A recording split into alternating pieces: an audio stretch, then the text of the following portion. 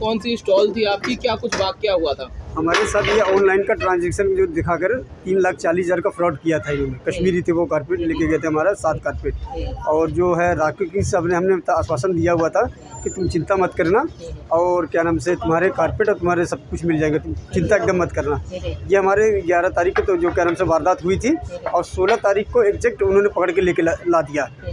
तो अब क्या लग रहा है पुलिस की इस कार्यशैली से, कितना अच्छा लग रहा है आपको? आपका सामान वापस मिल गया है? जो क्या नाम से क्राइम ब्रांच राकेश सिंह से और जो पुलिस वाले जो साथ में हमारे काम किए हैं वो कोई नहीं कर सकता है। जितना मैं धन्यवाद दूँ वो कम है।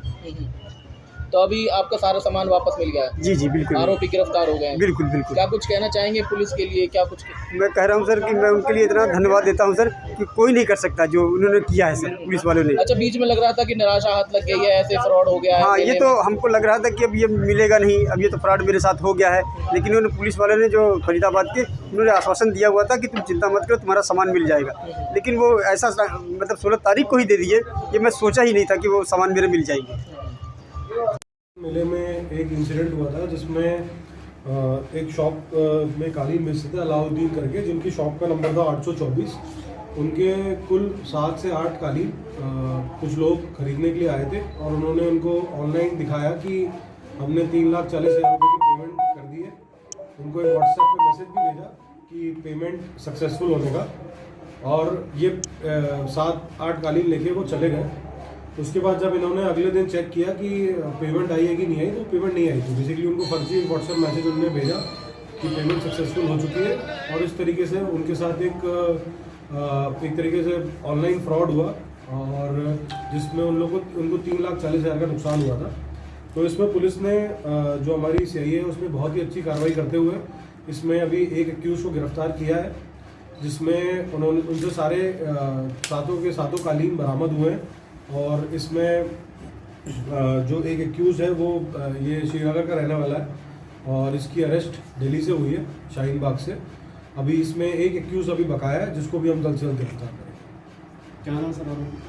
जिसमें आरोपी है वो इकबाल है और जो आरोपी फरार है वो ताहिर है, ताहिर बहादुर। कहाँ का रहने वाला सर आरोपी? ये दोनों ही श्रीनगर के रहने वाले हैं। कश्मीर जी। तो इनका भी कालीन का काम बता रहे हैं? हाँ, जितनी अभी इनसे इंटरोगेशन करी है उसमें यही चीज़ सामने आई है कि इन लोग का भी कालीन का खुद का बिजनेस है। तो ये भी कालीन बेचने का काम करते हैं। तो कुछ जेन्युइन खरीदते हैं, कुछ ये चोरी के माध्यम से जो मिलता है इनको कालीन वो ये बेचते हैं। सर इसके अलावा और किसी चीज़ की भी बरामदी हो पाई है और कालीनों की? नहीं, इसके अलावा ये मेनली ये कालीन हुआ, जो इसमें सेकंड एक्यूज है उसके डिटेल्स कुछ हमें मिली हैं अभी। वो तो जब गिरफ्तार होगा और डिटेल्स मिलेगी, लेकिन उसके ऊपर इस तरीके की चोरी के और भी काफ़ी सारी मुकदमे दिल्ली में भी दर्ज हैं और मुंबई में भी दर्ज हैं। अच्छा सर, किस तरह से ये स्क्रीन जो दिखाई गई, जो सक्सेसफुल की दिखाई, वो किस तरह से, क्या था, कैसे उन्होंने यकीन किया, इस बारे में अगर आप देखिए उसमें जैसे कि आप जब भी कोई पेमेंट करते हो तो आप जनरली ट्रांजैक्शन ID वगैरह सामने वाले को पेटीएम से दिखाते हो कि मैंने इस तरीके से ट्रांजैक्शन कर दी जी। तो वही उन्होंने उस आदमी को दिखाया कि पेमेंट हमने हो गई है, डेट उन्होंने एडिट कर दी थी और ट्रांजैक्शन ID मन से कोई सी भी ट्रांजैक्शन ID लगा दी, और उनको यही बोला कि क्योंकि मेले में नेटवर्क नहीं आ रहा है तो इसलिए मैसेज आपके पास पहुंच नहीं रहा। तो इस तरीके से, और क्योंकि मेले में भीड़ इतनी ज़्यादा होती है कि कभी कभार शॉपकीपर भी उस चीज़ पे बहुत ज़्यादा ध्यान नहीं दे पाते, तो यही कारण से थोड़ा सा ये रहा। या वो स्क्रीन थी पहले से एडिट की हुई थी, एक स्क्रीन है जैसे ग्राफिक्स बनाते हैं वो प्लेट थी क्या? सिंपल एक व्हाट्सएप इमेज में उन्होंने एडिट कर दिया, चेंजेस कर दिए थे और वही दिखा दिया।